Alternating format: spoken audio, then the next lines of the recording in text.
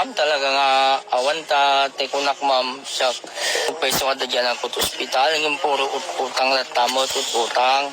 Yung panggap dati kwarta ma'am, dito yung boss ko. Amuda nga pulos nga awang kwarta, talaga awan, tamang ibagbaga, pa hindi checker iti pag-anak. Isda awang matanakat adumat na dyan, iti bag ko iti natog da kaon. Nakat adumat nga kwartanan.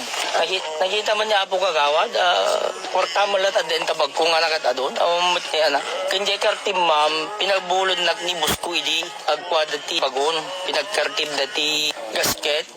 No, dati mamawan. Tatay ko nakmam ni kasanugad bad ni uri nga. Yak kumapay makaanat ti anak. Ismagel ko. No, dati ububrak ko mama. Drug surrenderi ka, sir? Ma'am. Awan salita ang ti barangay, sir. Awan ma'am, awan mo ti kumam ti alaramid ko. Tunga mas dawan ako na ma'am, ta damot sa Ate, anak na pasama ka dati, anak mo, sir? Nakarubar ti partistutik ta ma'am.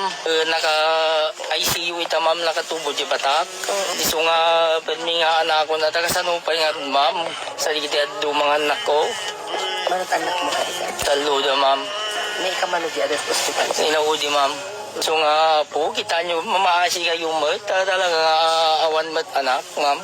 Tatay ko nakure ita kagawa, drug test, and awan anak, mabuting talaga awan aramid.